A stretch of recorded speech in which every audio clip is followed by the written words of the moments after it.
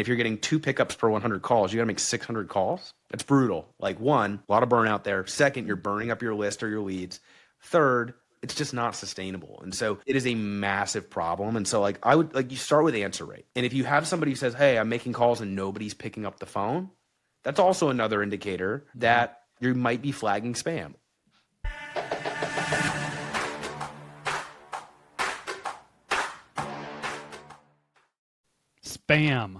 Spam risk. On today's episode, Courtney and I sit down with Andrew Filar, co-founder of Next Call Club, and we're going to dive into what you should do if you are registered as spam, you get marked as spam. If your contact ratios have declined, if your answer rates have declined, it's more than likely because you are showing up as spam when you call your prospects or customers. And Andrew's going to give you the formula so that you can remove yourself from that spam list so that you no longer show up as spam and your contact and answer rates go back up. We're also going to be diving in to AI, so make sure you hang around for this whole episode because it is an episode that will help you tremendously as a business owner. With that being said, let's start the show. Hey, welcome to the Insurance Buzz. We are your hosts, Michael and Courtney Weaver, and today we have a very special guest. I've lost count of how many times this guy has been on the buzz, but the man, the myth, the legend, co-founder of Next Call Club himself, Andrew Filar's in the house. What's up, big dog? What's up, dogs? Oh, Let's ride. I know. I was like, We've been jamming before we even went live on this for like the last 15, 20 minutes, and I'm just like, this is fun. I was like, are we recording? And you're like, technically, yeah, we are. Oh, because every conversation we have with you, I feel like it's always a good one. I feel like we jam. Maybe we should just make this a more consistent routine where we have you on the buzz even more often. Be a contributor. Yeah, you're going to start working your way into like a contributing host of the Insurance Buzz. We're going to have to come up with a new intro, though. I mean, like when you said let's ride before we hit record, I was like, oh, we're riding at dawn. Here we go. He'll be the co-host of the co-host, the assistant of the assistant. Guest of the pod, friend of the pod, right? Like I'm like an ESPN contributor. Yeah, you will. You're going to start working your way into like a contributing host of the Insurance Buzz. We're going to have to come up with a new intro, though. I mean, like when you said let's ride before we hit record, I was like, oh, we're riding at dawn. Here we go. He'll be the co-host of the co-host, the assistant of the assistant. I like it. By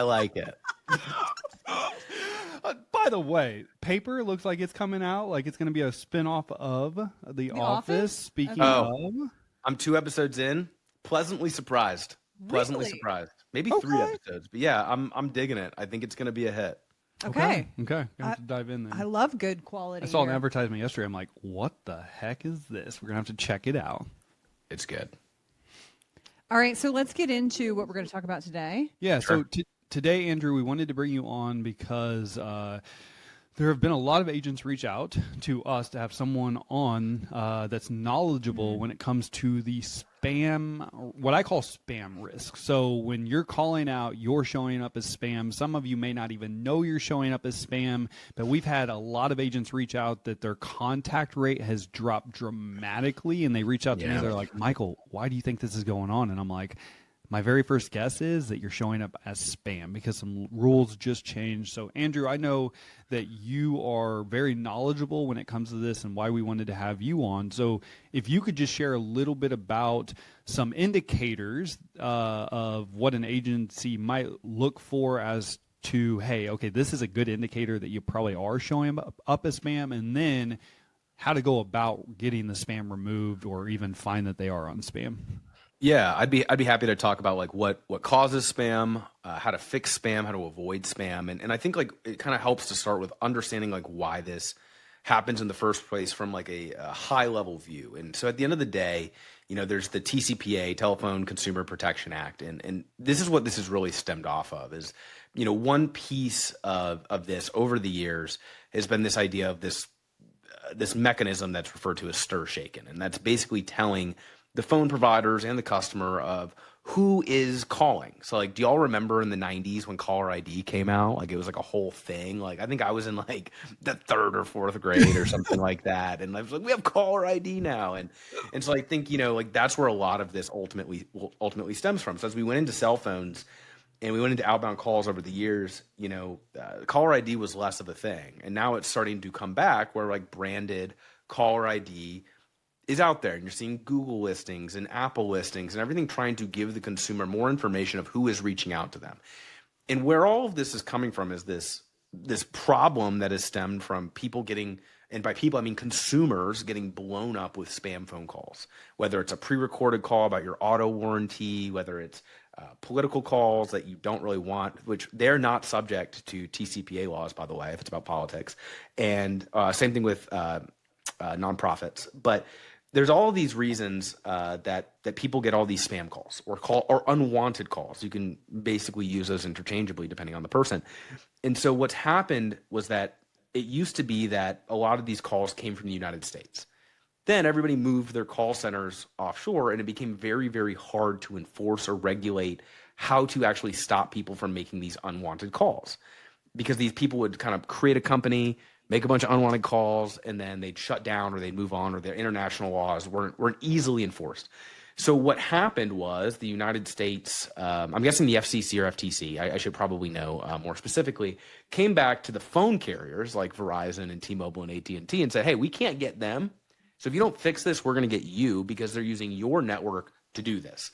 Mm-hmm. And so this is where this has really popped up in the last couple of years. And so they're being extremely strict on flagging people as spam, because they will be held accountable by the U.S. government, basically, or consumers or plaintiff attorneys or whatever. And so it's always about this idea of like SIR-shaken, and that's just kind of jargon. You don't need to know what SIR-shaken is. You just need to know that this is why this is happening. So there's kind of like two levels that we can look at here to fix this. Is one, you can whitelist and remediate and monitor your spam. So some companies out there will whitelist for you, but you can flag again. Some people will remediate for you. It means you can flag, but then you got to whitelist again. And then some people will just monitor. And then when you find out that you're flagged, you can swap your number or go do all of the things. And so we offer a service where we do all three of those things, along with a fourth piece, which is branding your business so your caller ID shows up. So for instance, whenever I make a phone call, when one of these things pops up, it doesn't say a number, it says Peachy. We literally just brand it as Peachy. And I like that for a couple of reasons. One, because it shows the consumer that you're somebody who's legitimate. Second, if they don't want to pick up the phone, they have something they can Google and say, who is this? And that helps a lot too with callbacks or picking up the phone, et cetera. So just now that I've gotten that out of the way, I want to talk about like what are some indicators that somebody might be flagging spam. So I think about this problem in the form of how do we diagnose it? So I look at answer rate a lot. And so people will sometimes say, what's your contact rate or what's your answer rate? And what I would say is I think I use those terms differently. A contact rate means if I make calls, if I buy 100 leads, how many did I get on the phone after calling them 5, 6, 7 times, whatever? That's contact rate. My agency runs about a 35 to 40% contact rate. So 60% of leads we never get on the phone, which is why it's so important to use multi-channel marketing like text and email and being easy to find on Google and all of the things. That's contact rate. Answer rate is if I make 100 outbound calls, how many people pick up the phone within those 100 dials? So when we see a normal, healthy outbound type process on an internet lead specifically, if you're below a 6% answer rate, you have some type of problem somewhere. Ideally, you're in the 8 to 10% answer rate range. Not everybody's going to run 8 to 10%, but 6 is kind of the floor.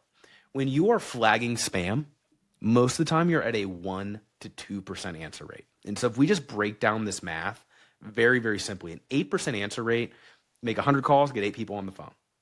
Mm-hmm. 2% answer rate, 100 calls, you get 2 people on the phone. And then if you're not converting every single pickup to a quote, which we know people do not do, and say it's 50% of the time. All right, well, if you want to quote 6 or 7 households that day, that means you got to get 12 pickups. And if you're getting 2 pickups per 100 calls, you got to make 600 calls. That's brutal. Like, one, a lot of burnout there. Second, you're burning up your list or your leads. Third, It's just not sustainable. And so Yep. it is a massive problem. And so like you start with answer rate. And if you have somebody who says, hey, I'm making calls and nobody's picking up the phone, that's also another indicator that you might be flagging spam. If you have a low answer rate and you're not flagging spam, it's also possible you're just calling a very low intent list, or you're calling leads that have been called 15 times, or they're old, or whatever. So that's where I would start with trying to diagnose, do I have a spam problem or not? Okay.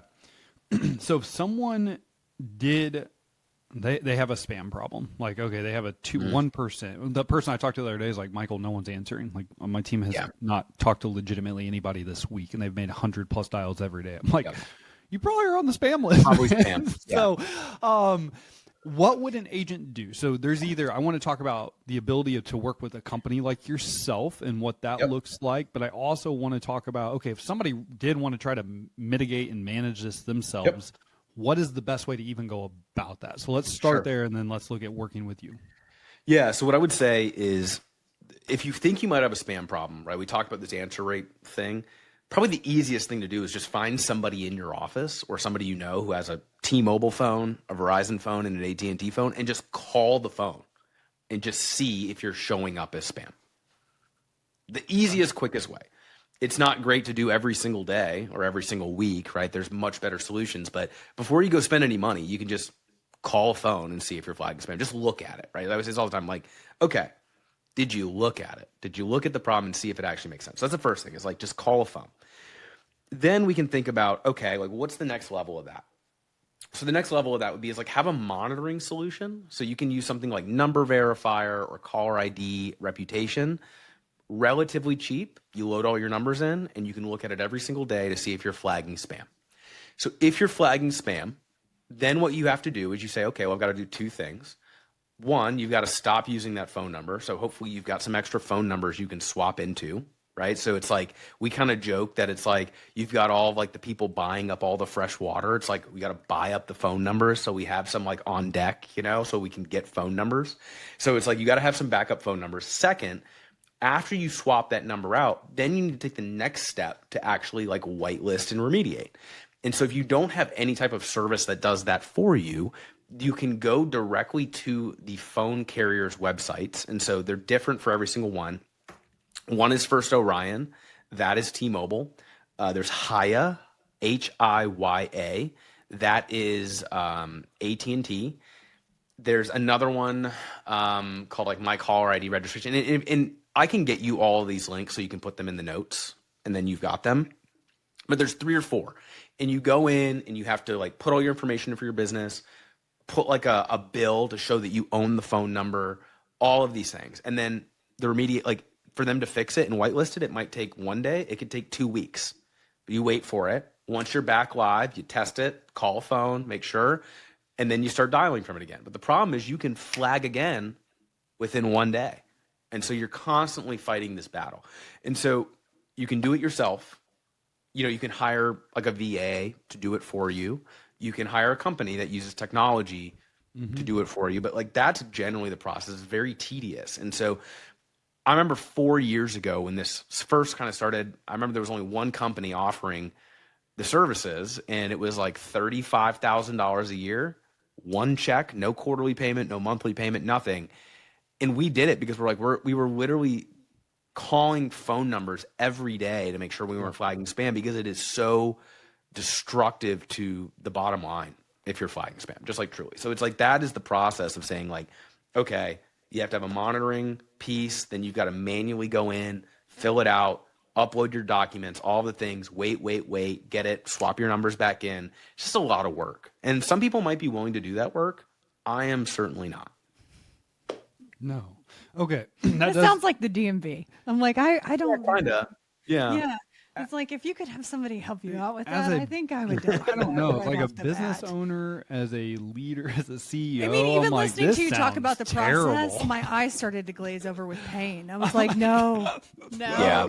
there's so many other things that you can use your time for. If there are services out there that already exist that do this at warp speed, like do it. Yeah. So I'm very curious then, because at Next Call Club, you guys just started to help agents, or maybe not just start, but I know you guys are actively helping quite a few agents mitigate this on a daily basis. And you have a process or a system, the way you've built your company, that can get it done day one. So I'd be curious, like what it looks like to work with you, what agents could expect, how they can reach out to you, and just go from there on that standpoint. And then we'll get into some AI, baby. So let's go. Yeah. So the way that we do it is really what we're doing is we're combining, I think it's like 4 or 5 different companies or pieces of technology, right?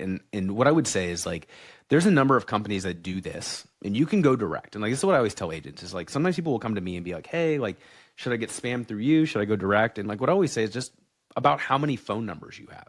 So if somebody comes to me and they have like 4, 5, 6, 7, 8 numbers, I'm like, yeah, like, let's talk about doing it. If somebody comes to me and they have 45 phone numbers because they have a massive staff, it's usually better for them to go direct to a company.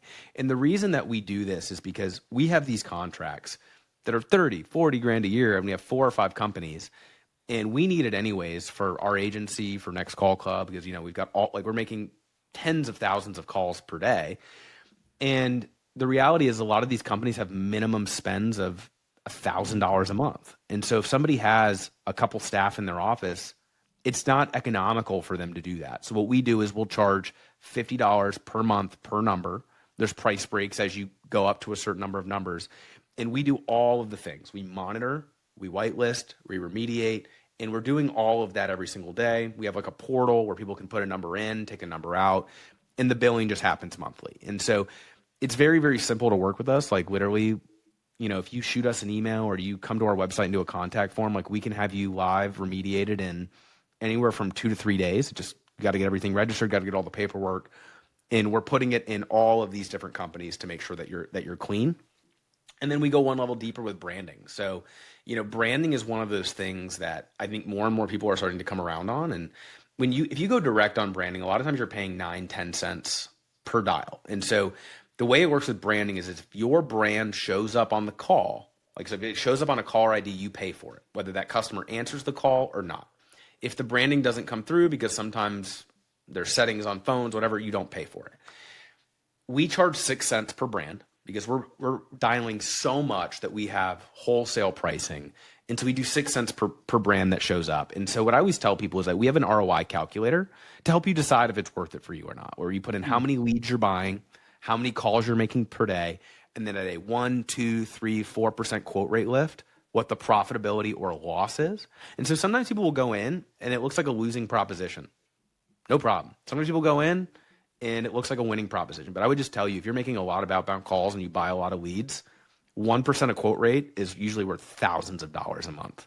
And it's an easy no-brainer. I think personally, and I probably should do some actual math to prove this, but I think personally branding is worth about 2 to 3% on your quote rate because it drives a lot of callbacks. We see people will dial out on a lead and they will call us back on our Google phone number. No interaction otherwise. And the only thing I can think of is that they're seeing us, searching us, calling us back. So we make it very simple. You know, they can go to nextcallclub.com, put a contact form in. They can email me and I'll get them with the right people, but super simple. And then we have a portal where they can add and remove numbers. So how many numbers should most agencies have to start out with? I mean, we were talking about this fresh water. Like what's a good, like, okay, you need this amount of numbers. So I think it depends on the approach. What I would say is that some people are using CRMs, which will cycle numbers. They'll be like, oh, I have 20 numbers for every person. I actually think that's not the right move because, and I mean, granted, there's nuance to that. They can be, but it's like, think of it like a phone number, like as if it has its own reputation. It's like kind of like how email is. If you land in spam on email, like you're showing up as a spammy type person. It's the same thing with the phone number now. So if you have a brand new phone number that doesn't make a lot of phone calls and all of a sudden it starts to make a lot of phone calls, that's like a flag to the carrier. So the advice that I give people is that you should have one phone number per person making an outbound call and then 2 or 3 phone numbers as like a reserve. And so most of the time with your phone company, a phone number costs about $3 a month. So just sit on a couple extra ones. And if you can use those for like, hey, I call my customers with this, but not prospects, and there's just activity, I think that's great. But you don't need to have 200 or 300 phone numbers. So sometimes people will have 200 phone numbers and they say, oh, well, it's $50 a number. I'm like, no, no, no, no, no, no. You can go to one number per person instead of cycling. And the reason that I like that is that, one, I think cycling actually contributes to flagging spam. Second, if you call a customer 5 times over the course of 3 days and they get a call from 5 different phone numbers, is that a better or a worse experience than getting 5 calls from the same number? 5 calls from the same number, you look persistent, maybe you look like a pest, right? 5 calls from 5 different numbers, you hear this a lot. I put my stuff in online and all these people are calling me. Yep. The reality is it's probably 1 or 2 people calling them on multiple different numbers. So this consumer feels like they're getting blown up when they're actually getting calls from like 1 or 2 agencies. Oh, I love that. I actually got a text message, and I'm curious on your take on this because you talk about branding so much. I had a text message. It was just a random like, hey, Courtney, wondering if you wanted to quote on one of our rental properties in Arizona. And I immediately was like, what carrier are you with? And how did you get my phone number? And it was a terrible interaction, but I'm curious your thoughts on a text message in conjunction with the call campaign. Like, what does that look like from your standpoint? Because you're going so hard on branding. Like, is there a specific drip sequence? Are you recommending? Like, I just curious what you think about texting and in conjunction with all of this. I think when we think about how we contact consumers, I think it's important to do a couple of things. One, if you're doing multi-channel approach with like email and text and phone, you have to assume that if somebody sees one of your communications, they maybe haven't seen your other communications.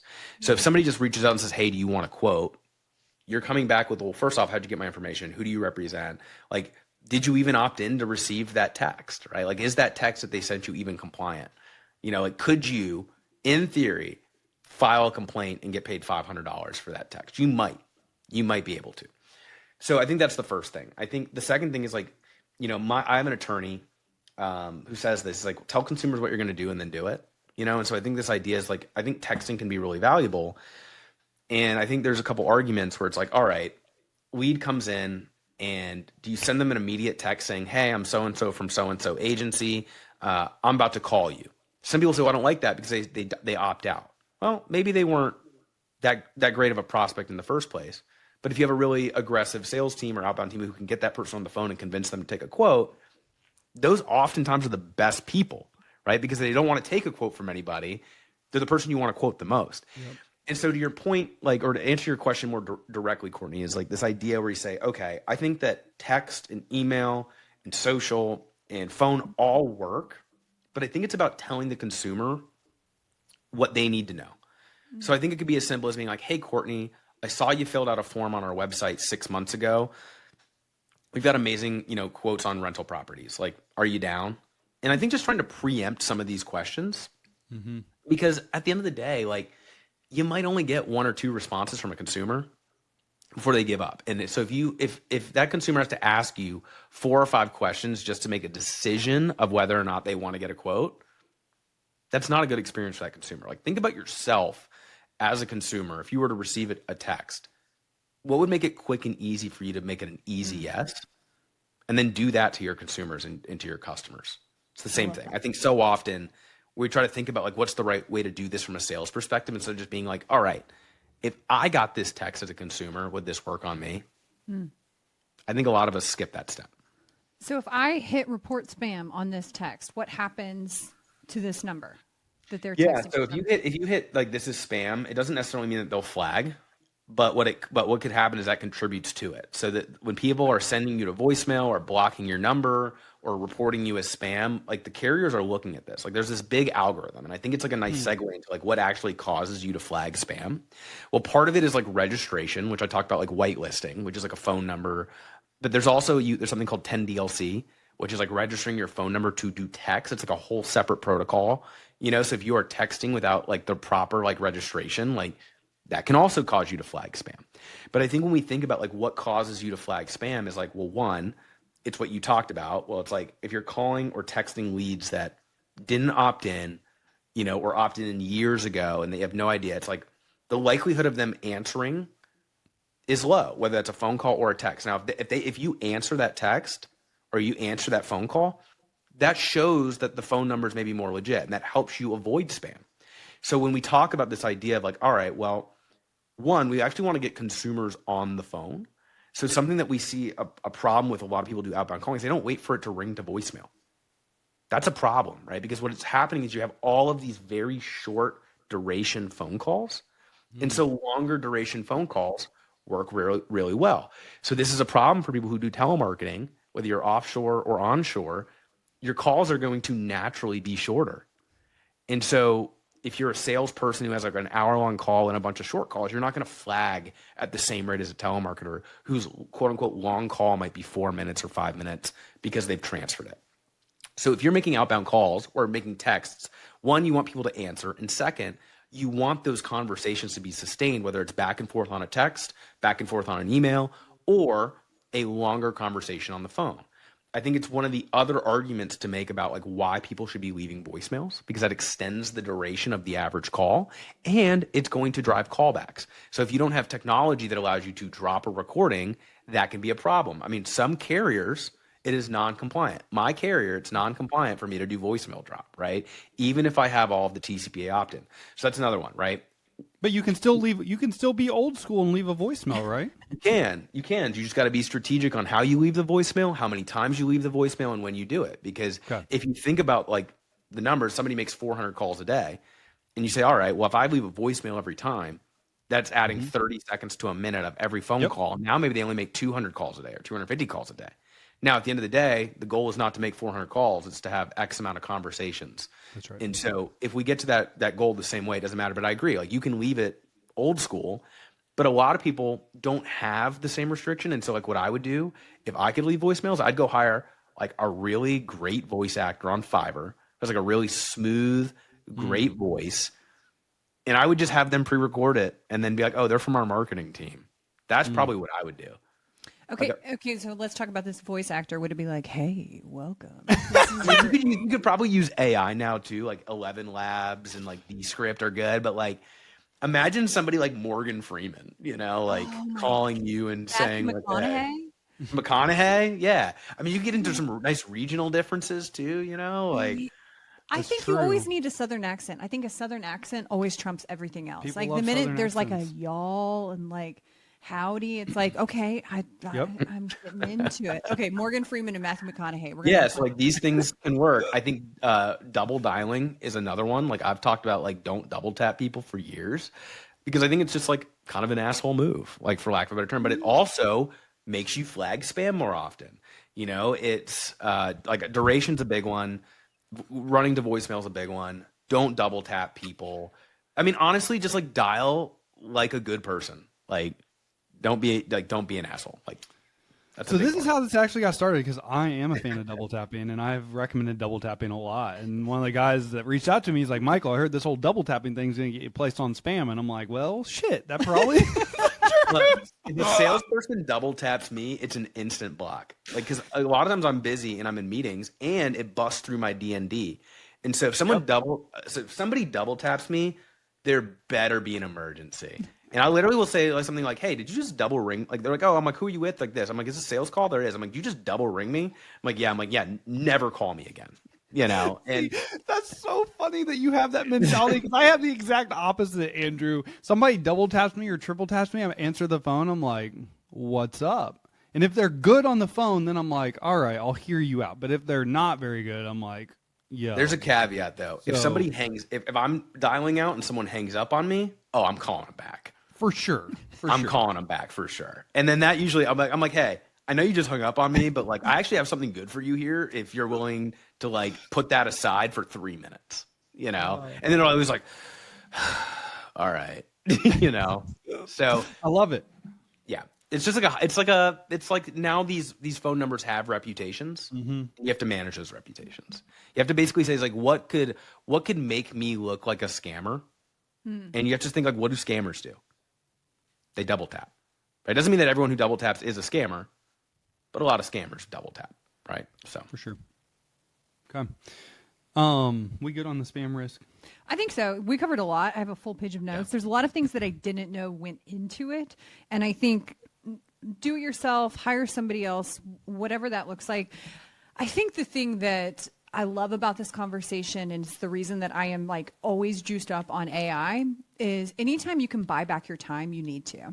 Because as an agency owner, you are expected to be omnipresent. Like you are expected to be everywhere at all times, monitoring everything. And I think as we progress with technology, we really need to leverage what are the things that buy back our time, that increase performance, that increase transparency, that stay ahead of all of these things that are coming. Because as we continue to evolve with technology, there will be more compliance, more security, there'll be more laws around it. Like that's just part of it. We've just invented like this supercar, and now we have to put seatbelts in it. So it's like all of these things are coming. So I love that we're having this conversation, because I'm a big believer in leveraging AI and technology to buy back your time. I think that's one of the best things that we can do with it. Absolutely. And like you all just came out with like your coaching tool, which is using AI to score. And I mean, it's prescriptive, and you're diagnosing and prescribing the fix, from my understanding, right? Like I've been traveling for like the last 3 weeks since you guys have launched, and I know we got to get on the calendar to like go through it, but I've heard nothing but amazing things. And like, I think we were talking before we even like went live about like using VAs and using AI and like all of these things to buy your time back. And it's like, I'm talking about doing this with spam. Y'all are talking about doing this with like sales coaching. And it's like, how many things in our businesses could we accelerate through the use of both AI and people, that can specialize and do all of these various types of things? So like what are you guys seeing in terms of time savings with a tool like this? Oh my gosh. Okay. So we're in our beta group, and we really want feedback. That was like our big thing for it, is we want to make sure that we're building the thing that agents want, because it almost is like AI is almost like a tricycle, and we're taking it from a tricycle into a mountain bike. And it's like, what do we actually want to put on this? And one of the agents that we have, he has 21 team members, and he has 3 sales managers. Wow. And his sales managers alone saved 40 hours per week by using this agency coach. That's massive. It's incredible, because I think about the human capital to that, because I'm always about, okay, what's coming down the pipeline from AI and technology? And I don't think that AI is going to replace our jobs, but I think the people that use AI and technology and automation will replace. I think when we start leveraging that at mass scale, that's really what starts to transform our whole industry. And what we did was combine like 4 different types of AI, because a lot of times when you say AI, I hear, oh, that's ChatGPT. Yeah, like, of course. Yeah. And I'm like, yeah, that's one in like a whole like basketball team full of AI, but that's like a language model. So that's a part of it, where there's a prompt and there's a return and all of that. But there's so much more when the transcribing, the speech technology, being able to coach and grade based on certain scripts, actually being able to go in and practice. So if you have like, okay, this is my perfect call, and I want my sales team, I want my service team doing this perfect call, we build this. So you go in, and every single call is graded against that. They're listening to every single call. And I think about, I've used AI for 3 years now, how much pattern recognition they build up, and how they can start to teach themselves and go, oh my gosh, you continue to get stuck at this call at this point.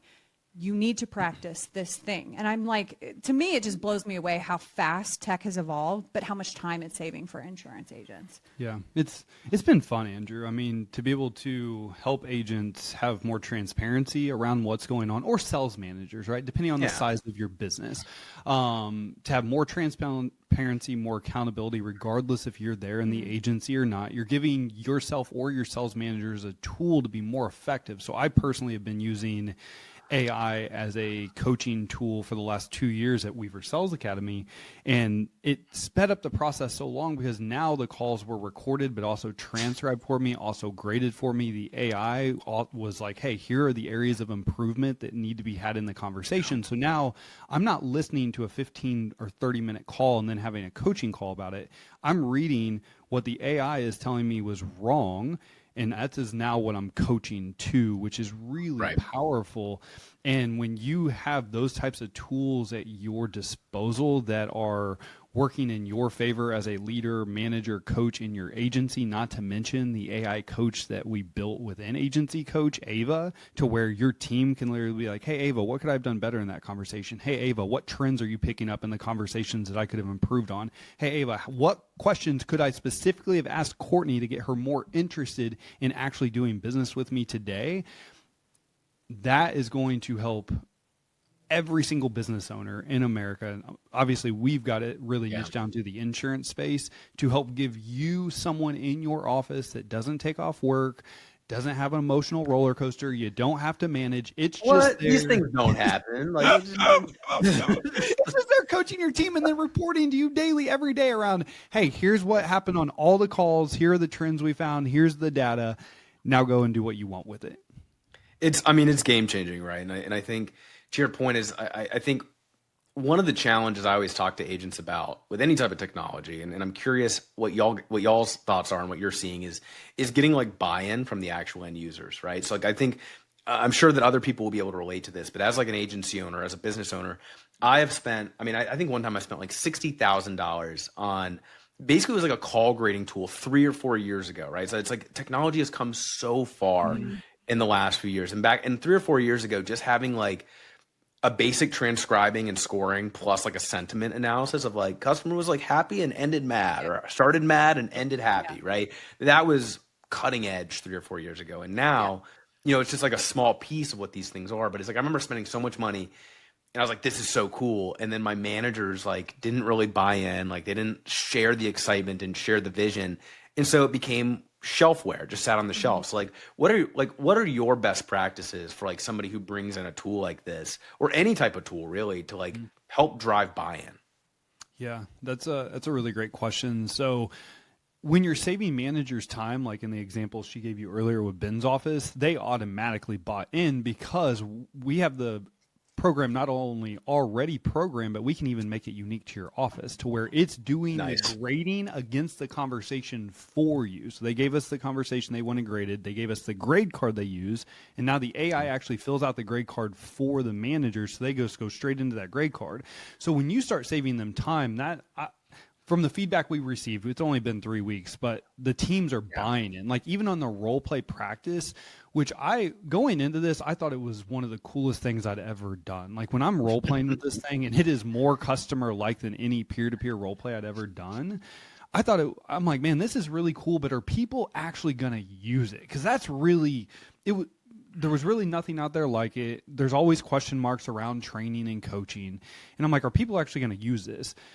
The feedback so far has been cool because agents have gamified it to where agents are like assigning a role play and they're like, hey, whoever closes this business the fastest today wins, or whoever gets the highest grade wins, or whoever does the most role plays at the end of the week is going to get $25 bonus. So they've gamified it in a way that I never even thought. And the feedback, one user the very first week role played 25 times, the next week 31 times, and the agent is just like, he will not stop practicing. Like he's just, after every conversation, he's like, I struggled with this, let me go into the role play and practice this conversation all over again. So, and then on the live component, we just wanted to make it easy. Everything's easy. Everything's automatically like integrated. That was the big thing that we thought about when we were building all of this out. And we have a huge tech team behind us that handles security and coding and developing, and they do all of this. But it's, from an insurance agent's perspective, this has to be as easy as possible. So it automatically needs to jump on the calls every single time without any kind of prompt. It automatically needs to kick a score back every single time. Same thing with the role play.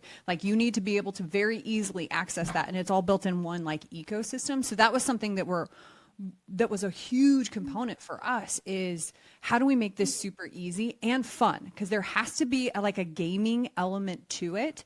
Almost setting it up like a video game of like, there's levels, there's like beginner, intermediate, and advanced. There's like confetti that pop up, because this whole learning process, we're really diving into the psychology of it. Like not only how do we get you there, but how do we keep growing? And then my component is always, how is this transferring to human beings? Like it's fun to play the game over and over again, but last week I was on a call and a guy said he had a new person who'd never had calls before, telemarketer, and she got 11 live transfers. Hell yeah.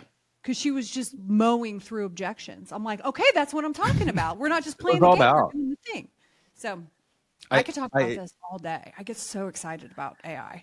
I think, I always think about it too, is like, I know like we do some call, like we don't, it's not what you guys have, but like we do like some call scoring and we'll share it back. Right. And something we talk about a lot internally is that I still require our managers to still do some live listening and some, they don't have to do 40 hours worth, but it's like, I still want them to hear it and feel it because they don't sell anymore. right? So if you have a selling manager, maybe it's a little different because they're still feeling the process, but things change. But I also wonder how much of it is like, because it's not getting like the producer is not getting feedback from a person. They're getting it from like this objective source of truth, that there's no personality in it. It almost takes all of that. Well, maybe somebody feels like their manager or their trainer doesn't like them, or there's maybe like a little bit of a personality clash, which is always going to happen. There's always going to be some of that present. It almost makes me wonder if that makes the producer more willing to accept the feedback in some cases. I think that, I don't know. I'm sure it's person to person, but it's an interesting thought. I love that, because the psychology of bias, and it goes both ways. Right. So it's not just the producer receiving feedback. It's also, think about the sales manager not wanting to give certain feedback. Oh, absolutly. So Absolutely. Like the asshole one.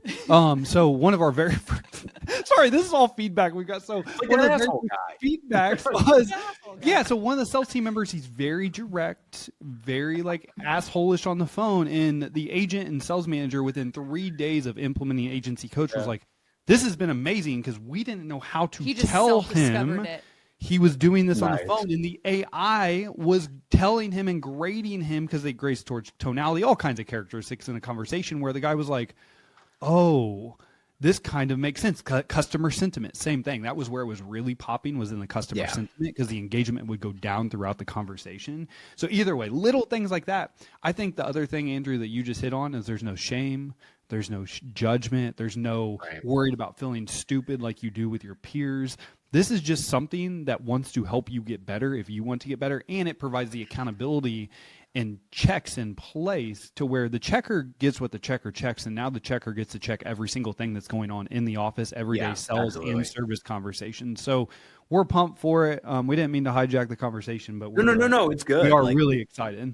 I mean, AI is amazing. And I think, just to kind of bring it back to like something Courtney said, it's like you hear AI and you think ChatGPT. And I think it's so interesting when you ask, like, oh, how comfortable are you with AI? People say, oh, I'm like pretty comfortable. But they don't know what they don't know. And, like I'll start talking to people about all these tools, because I started doing this thing probably about 2 months ago, where I'm like, I'm just trying to like watch 30 minutes of YouTube around AI tools every single day. And, like I just had one this morning. Like, so I've cloned my voice. I uploaded like 4 hours of me speaking to 11 labs. And then I tried it with my wife, and I literally was like, hey, Candace, I had it like talk. And she's like, yeah. And I was like talking to her with it. And I'm like, this is pretty damn good. And she's like, she's like, I thought it was like a little different, but it was close. Like, she's like, I didn't think twice, And it's like, I had never even heard of this until like a few weeks ago. And it's like, I think the more you lean into it, the more value it's going to bring. And, I do think that in a lot of ways, AI is overhyped. Like, I think, like a lot of, it's kind of like crypto was in 2000 or 2021, right? It's just like peak euphoria. Like, I do think there is somewhat of a bubble, but it's not going away. Just like crypto isn't going away, blockchain's not going away. And so I think people should lean in. And to your point about like not replacing, I mean, it will replace jobs, but there will also be new jobs. And, like I got an economics degree in undergrad, and they talk about this idea of like the Luddite fallacy, where people were rejecting technology because they thought it was going to take all their jobs. And just, no, there's just new jobs. And so, you lean in on it, become more productive. It's a rising tide that lifts all boats, but I think as leaders, as we think about using AI and trying to replace some of these like base level entry roles, like you have to also be aware that like, if that's where you're starting people and developing them into more talented roles, you need to have a plan for development, because if now all those entry level roles are gone, where are people learning the jobs? Right. There's going to be a gap. So just always got to keep that in mind. So this is like something I wanted to say about AI. I love it. Andrew, if somebody wanted to connect with you, follow along, work with you at Next Call Club, what is the easiest way to do that? Probably the easiest way is to go to nextcallclub.com, fill out a contact form. Usually those come to me or the team. We'll get back to you pretty quickly, but I'm also very active on LinkedIn and Facebook. So feel free to add me there. And you can also email me at andrew@nextcallclub.com. I will respond. It might not be super fast, but I will respond. But yeah, generally speaking, like something I always say is like, if there's anything I can do to help any agent, I've received a lot of help in my career. Happy to help. I promise not to hard pitch you and shove product down your throat. So I love it. No, you're the man, Andrew. We always love guys having are you on the amazing. buzz. We love the conversations every single time. For those of you who tuned in today, if you're not already following Andrew, make sure you do that. He gives a ton of really great content and value to you, insurance professionals, every single day, especially on LinkedIn. Other than that, as always, time and attention are by far our most important assets. Thank you so much for tuning in to The Buzz today. Appreciate your support. Go out and make it great. Andrew, keep crushing, brother.